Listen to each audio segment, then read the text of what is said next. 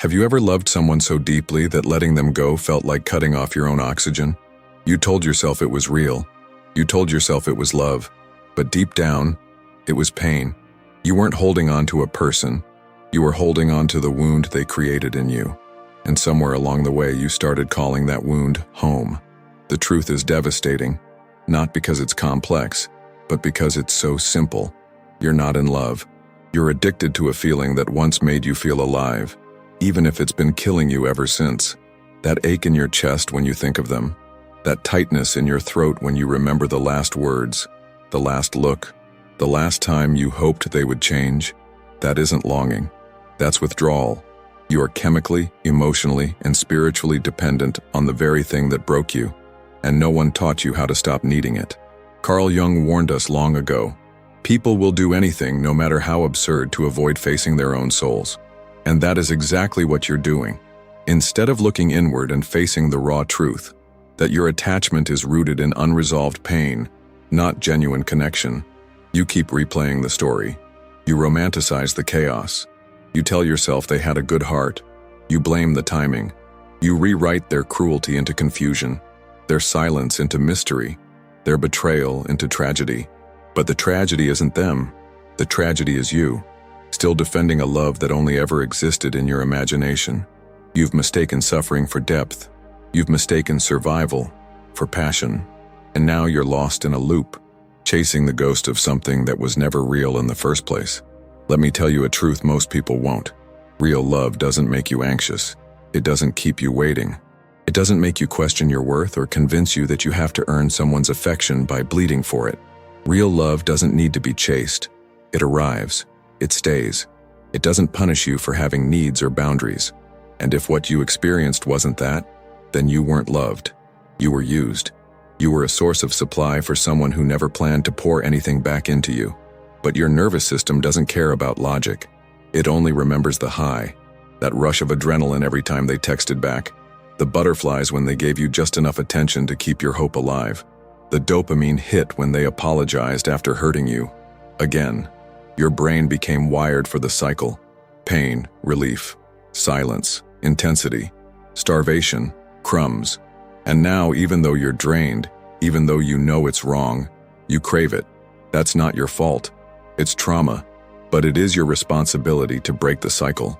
If this message struck a nerve, write this below. I choose myself, even if it hurts. Let's see how many of us are finally choosing peace over pain. The first step is to stop lying to yourself. Stop calling this pain a lesson in love. It's not. It's a mirror showing you every wound you've ignored for years. The wound of feeling not enough. The wound of abandonment. The wound of needing to be chosen to feel like you exist. That person, the one you keep obsessing over, they didn't create that pain. They activated it. They woke it up. And instead of walking away when it hurt, you leaned in. Because part of you believed you deserved it. That belief is what's killing you.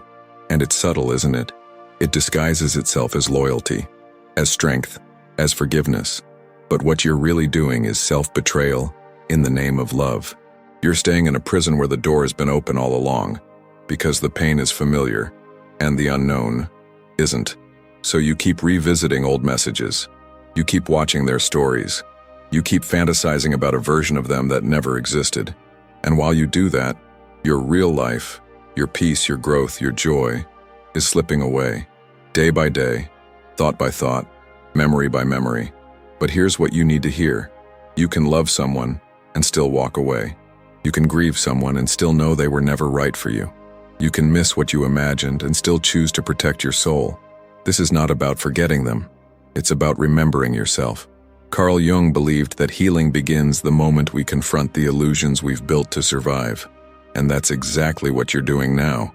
You're pulling back the curtain. You're facing the part of you that stayed, not because it was safe, but because it was familiar. You're admitting that love, real love, should never feel like war. Let me give you something concrete to reflect on. Think of the last time they hurt you, really hurt you. Think of the way your stomach dropped, the way your hands trembled, the way your mind went into overdrive trying to rationalize the unacceptable. That moment, that exact moment, was when your body told you the truth, and your mind tried to override it. You were not wrong for feeling unsafe. You were not dramatic. You were not too much. You were awake. But instead of listening to that truth, you numbed it. You covered it with hope. You silenced it with fantasies of who they could be, instead of accepting who they are. And now, you're here, exhausted, angry at yourself for still caring, confused because part of you still wants them back. And that's okay. Healing isn't linear. You can know they were wrong for you and still miss them. You can feel weak today and still be strong enough to let go tomorrow. But here's the warning. The longer you protect what's killing you, the deeper the damage becomes. It spreads. It colors the way you see yourself. It poisons your ability to connect again. And one day, if you don't make a choice, this pattern will become your identity. You'll forget that you ever deserved more. You don't need closure from them. You don't need another apology. You need a decision.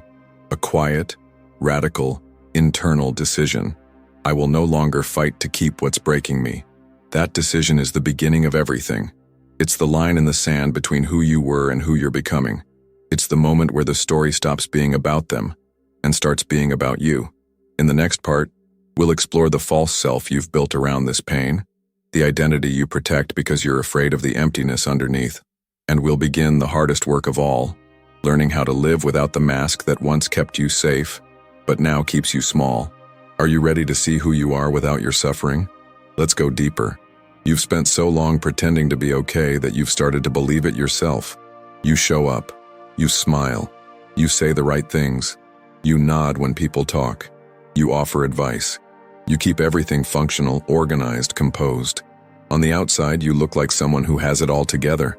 But inside, there's a quiet scream no one hears, not even you, because you've silenced it. You've buried that scream beneath a carefully crafted identity, a false self, designed to protect you from the very thing you're most afraid of, being exposed, being judged, being abandoned. And now, you don't even know who you really are anymore. You've become the version of yourself that others needed. And in the process, you lost the version that you needed. Carl Jung called this identity the persona, a mask, not of deception, but of survival. A social self, molded by your early wounds and shaped by what others demanded of you. If being the strong one kept you from being a burden, you became the strong one. If being funny distracted people from your sadness, you became the entertainer. If being helpful made people love you, you became indispensable. But none of these roles are you. They are roles, scripts, coping mechanisms that got you through trauma, rejection, or silence. And now, you're still playing them, even though no one's asking you to, even though it's breaking you. Think about it. When was the last time you said exactly what you wanted to say, without filtering, softening, apologizing? When was the last time you expressed a need without feeling guilty? When was the last time you let yourself be quiet without fearing you'd be seen as cold or selfish? You've become so used to managing other people's emotions that you forgot you were allowed to have your own. And that's the tragedy of the persona. It's not that it hides you from the world, it's that it eventually hides you from yourself. But this didn't start yesterday. This started the first time you were told your feelings were too much. The first time someone gave you the silent treatment because you stood up for yourself. The first time you reached for comfort and were met with indifference. And so you adapted. You learned to perform instead of express, to anticipate instead of ask, to please instead of be. At first it worked. People liked you more. You avoided conflict. You felt safe. But that safety came with a cost, because every time you suppressed your truth to stay lovable, you trained your nervous system to believe that your authenticity is dangerous. And now, even when no one is criticizing you, even when you're alone, you still censor your thoughts. You still rehearse your feelings before admitting them. You still hesitate before choosing yourself. That's not protection. That's conditioning. And it's time to break it. But breaking it won't feel empowering at first. It will feel like grief.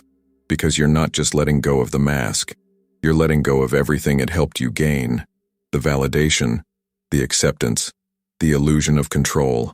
And grief will try to convince you to go back. It will whisper, just be the old you one more time. It's easier, it's safer. But easier isn't healing, and safety isn't peace. Let me tell you a story. There was a woman who always played the caretaker in every relationship. She'd listen for hours, drop everything to be there, offer support no matter how exhausted she felt.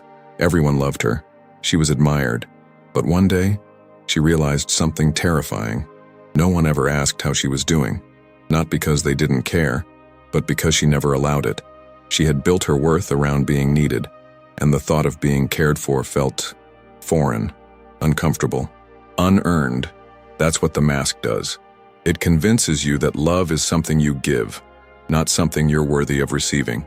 It convinces you that your value lies in what you offer, not in who you are. Carl Jung said, "Until you make the unconscious conscious, it will direct your life and you will call it fate." And this is the moment where you stop calling your exhaustion bad luck, where you stop calling your one-sided relationships just how people are, where you stop accepting that you're always the one who has to be okay. Because here's the truth. No one is coming to rescue you from this false self. No one is going to magically see past your mask and beg you to drop it. You have to choose to remove it, to disappoint the image others have of you, to confuse them, to be misunderstood, to risk not being liked, all so that, for once, you can be real. And yes, the fear will be there, but so will the freedom. Because when you start showing up without the mask, you begin to attract people who connect with you, not your performance. You begin to realize that rest isn't laziness, that your anger is valid, that your sadness deserves space, that your softness isn't weakness, that your silence is sacred. And slowly the person underneath the persona starts to come alive again, the one who doesn't need to prove anything, the one who exists even when they're not helping, the one who speaks even if their voice shakes, the one who doesn't shrink for anyone's comfort. That's the person you've been hiding, not just from the world, but from yourself. So ask yourself, who would I be without my survival role? Without the need to be strong or nice or perfect? Who am I when no one's watching? When no one's depending on me? When I'm not managing anyone's mood but my own? These are terrifying questions, but they're also the doorway to your freedom. In the next part, we're going to explore why you keep holding on to the pain, not just because it hurts, but because it has become part of your story. We'll look at how your suffering became your identity, and why letting go feels like losing yourself, even when it's the only way to find out who you truly are. Because freedom doesn't come from pretending you're okay. It comes from finally being honest about the parts that aren't. Let's keep going. You think you're holding on to a person, to a relationship, to love, but you're not. What you're holding on to is a story you've told yourself so many times that now it feels like truth.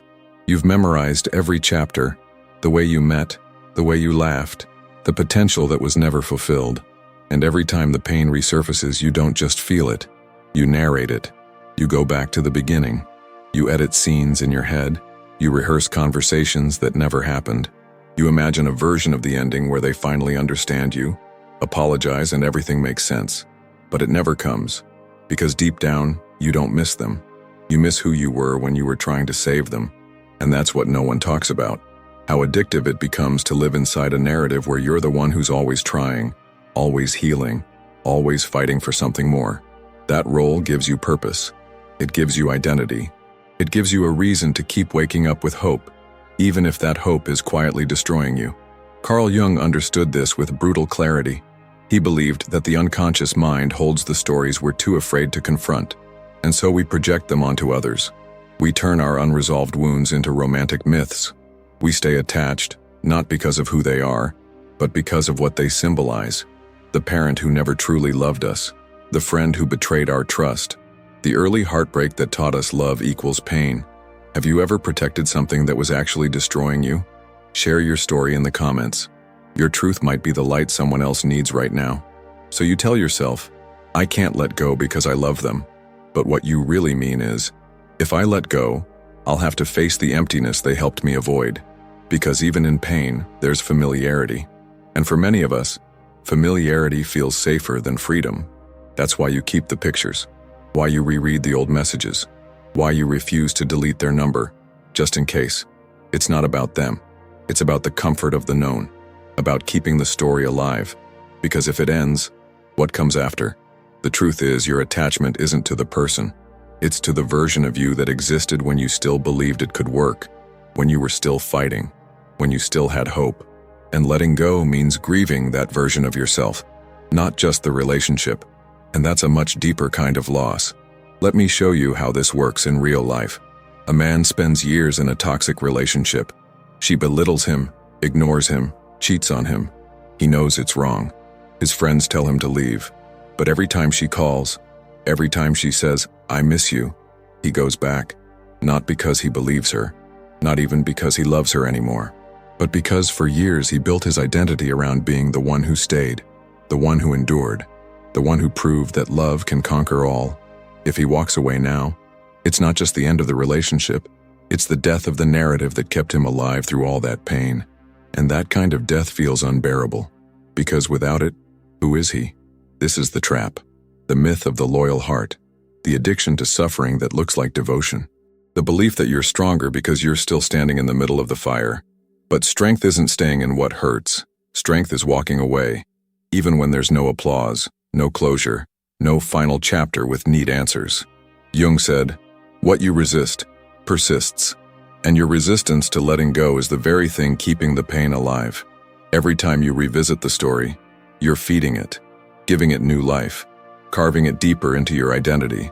And with each repetition, you're reinforcing the belief that your value is tied to how much you can endure. But what if the real strength isn't in endurance, but in release? What if your next chapter begins the moment you put down the pen and stop rewriting a story that was never meant to have a happy ending? That question terrifies people, because it demands that you live without the familiar agony, that you rebuild an identity that isn't centered on pain, that you learn to be enough without the struggle. And that feels empty at first, because the human brain doesn't crave peace, it craves patterns. And if your earliest pattern was abandonment, chaos, or emotional starvation, then peace feels like a threat, like something foreign, untrustworthy. So you go back, not because it's good, but because it's known. This is why healing is so hard. It's not just about breaking up with a person. It's about breaking up with the self you became in order to survive them.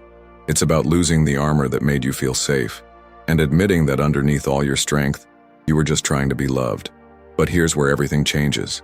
The moment you stop romanticizing the past, the moment you admit that the story kept you alive but now it's keeping you stuck, the moment you let yourself grieve, not just the relationship, but the identity you wrapped around it. Because grief isn't weakness, it's release.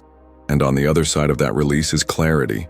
Clarity about who you are, what you deserve, and what you no longer have to prove. You can stop trying to convince the world, or yourself, that it was love. You can start telling a new story, one where your value isn't defined by what you endured, but by what you refused to continue enduring. One where you are no longer the character who suffers to be seen, but the one who sees herself clearly and chooses peace over pain.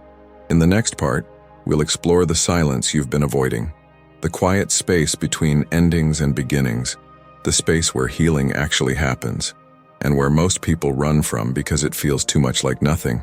But it's not nothing. It's the ground beneath everything you're about to become. Let's step into it together. The silence after a deep emotional break is the kind of silence that echoes. It isn't peaceful. It isn't gentle.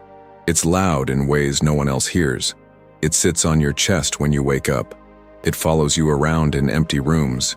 It turns the simplest moment, washing dishes, driving home, folding clothes, into a confrontation with a presence that's no longer there. And even worse, it forces you to finally be alone with yourself. That's what most people don't understand. They think healing is about cutting off the toxic person, about deleting the photos, about saying I'm done. But that's just the surface. That's the easy part. The hard part begins when you realize you weren't just attached to a person. You were attached to the noise they brought, the distractions, the chaos, the emotional highs and crashes. And now that it's over, it's just you and your mind, you and everything you've been avoiding for years. Carl Jung knew that real transformation doesn't happen during the noise. It happens in the stillness, in the silence we run from. He called it the withdrawal of projections. When you stop looking outward for answers, for villains, for saviors, and instead turn inward, that's where you meet the truth. Not the version of yourself you performed, not the version others shaped, but the raw, unfiltered self you've kept buried underneath all the noise. But here's the thing no one tells you. Silence is painful at first. because it strips away every justification, every distraction, every role you played to survive.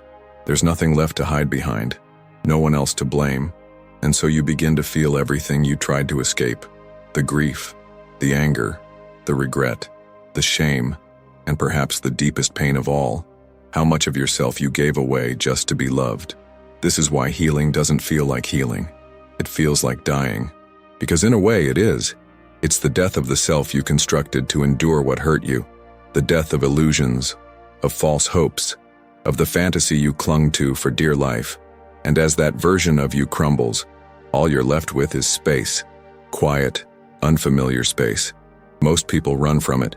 They fill it with rebound relationships, with distractions, with work, with noise, anything to avoid facing that terrifying blankness. But the ones who choose to stay, to sit in that silence, they begin to hear something new. Not a voice, not at first, just a whisper, a flicker of something buried, a memory, a truth, a need. That's where it begins. The rebuilding, the becoming. Let me show you how this unfolds. Imagine someone who has always been the fixer in every relationship. They pour themselves into others, solve their problems, hold their pain, and when the relationship ends, they tell themselves, I just want to move on. But they can't, because now without someone to fix, they don't know who they are. What's the one role you've been playing for too long just to be loved? Let it out below. No masks, no shame, just honesty. We're healing here, together. So they sit in the silence, and they wait. And at first, all they feel is emptiness. But then one night they journal something they've never admitted. I don't actually know what I want. I've only ever known what other people needed from me. And in that sentence, their real healing begins. That's the power of silence. It brings your unconscious to the surface. Not all at once. Not with fireworks. But in fragments. In revelations that come softly, yet strike deep. Jung described this as individuation, the process of becoming whole. And individuation doesn't happen when you're distracted. It happens when you're quiet, when the ego is no longer performing, when the noise has stopped, and the self begins to speak. But the self speaks a strange language. It doesn't scream. It doesn't demand. It whispers. It shows you dreams. It brings back old memories. It nudges you to revisit places you've avoided in your heart. And it asks you hard questions. Who are you without the pain? Who are you without being needed? What do you want, not from others, but from yourself? These questions don't have immediate answers, but the more you sit with them, the more clarity emerges. Not in the form of grand epiphanies, but in subtle shifts. You start saying no without guilt. You stop texting people who drain you. You cry without needing a reason. You rest without needing to earn it. And slowly, the silence changes. It stops being heavy. It starts feeling sacred. You begin to understand what Jung meant when he said, your vision will become clear only when you can look into your own heart. Because now, in the quiet, you're finally seeing. Not through the lens of your old roles. Not through the eyes of the person who left. But through your own. Raw, honest, and awake. You realize that you were never broken. You were simply buried. Beneath noise. Beneath fear. Beneath expectations. And now, piece by piece, you are digging your way out. But this process, this sacred return, demands patience. It demands discomfort. It demands that you give up the fantasy of who you were supposed to be and embrace the truth of who you actually are. You are not the fixer. You are not the strong one. You are not the selfless martyr. You are not the broken version of yourself that stayed too long. You are something deeper, something freer. And in the next part, we'll uncover what happens when you begin to embody this new self. When your silence becomes presence. When your absence becomes your power. When you no longer beg to be seen, because you've already seen yourself. Let's step into that final threshold, together. Something changes when you stop reaching out, not just to them, but to the version of yourself that begged, chased, performed. You begin to notice that silence doesn't just protect your peace, it reveals your power. Because when you no longer need to be seen, to be validated, to be rescued, you become untouchable. And make no mistake, this is not about becoming cold or distant. It's not about shutting down or building walls. This is about becoming sovereign over your own energy. about no longer handing out access to people who only come to feed on your vulnerability. Carl Jung taught that individuation, the process of becoming whole, requires the death of the false self. The self that was shaped by your trauma, by your roles, by your survival patterns. That self had a purpose. It kept you safe. It gave you direction when you were lost. But now it's time to release it. And with that release comes a kind of rebirth. Subtle at first, almost invisible, but you'll feel it. The moment you say no without shaking. The moment you let the phone ring without guilt. The moment you walk away from an old trigger and no longer feel the need to explain. That is the beginning of your return. You begin to recognize that you don't need to earn your right to exist, that your softness is not a liability, that your anger is sacred, that your needs are not too much. You stop apologizing for taking up space. You stop trying to prove that you're enough because now you know you are. But let's be honest, this shift doesn't happen without grief. You will lose people, not because they were bad, but because your healing will make you incompatible with their dysfunction. You'll confuse them. You'll disappoint them. They'll say you've changed, and they'll be right. You have changed. You've stopped being available for pain, for games, for conditional love disguised as sacrifice. You've stopped watering relationships that only bloom when you bleed. And at first, that emptiness will feel unbearable. It will whisper lies that you're alone, that no one will ever love you again, that you've made a mistake. But stay with it. Don't run. Don't distract yourself. Don't go back to what hurt you just because it's familiar. Because that emptiness, it's not abandonment. It's space. It's where your real life begins. It's where you learn to hear your own voice again, to trust your own body, to feel your emotions without drowning in them. It's where you remember what you love, what you want, what you value. It's where your soul stretches its arms and whispers, "Finally, you came back." And yes, some days you'll miss the chaos. You'll miss the comfort of knowing what role to play. You'll miss the highs even if they always came with deeper lows. But that's not longing. That's just withdrawal from a cycle you were never meant to stay in. Freedom doesn't come when the pain ends. It comes when you stop calling it love. So now you stand at a threshold. On one side is the life you used to beg for. On the other is the life that's waiting to be built, on your terms, from your truth. No more masks, no more bending, no more offering yourself in pieces hoping someone will treat you like you're whole. You are whole. You always were. You just had to stop protecting the pain long enough to remember. Jung said, "Who looks outside dreams. Who looks inside awakens." And you are awake now. Not because the world changed, but because you did. You chose yourself. Not in a loud, dramatic way, but in quiet, consistent ways that rewired your soul. That's how real healing happens. So take this with you. Your absence will speak louder than any explanation. Your peace will offend those who only knew you through your chaos. And your silence will echo in places where your voice was once taken for granted. Let it, because the world doesn't need another person pretending to be okay. It needs people who are free, people who have walked through the fire and come out whole, people who are no longer available for anything that doesn't honor their truth. You are becoming that person. And this moment, this still, sacred, powerful moment, is proof. If this journey resonated with you, if it awakened something you forgot you had, I want to thank you. Truly. Thank you for having the courage to listen, for staying until the end, for choosing to feel what most people run from. You didn't just watch a video, you took a step toward yourself. And now, it's your turn to speak. In the comments below, write this sentence if it feels true for you. I choose myself, even if it means losing what never truly loved me. Let the world see that you've arrived. And if you're still walking through your healing, if you're still in the silence, know this: you're not behind. You're not broken. You're just becoming. And that is the most beautiful thing you'll ever do.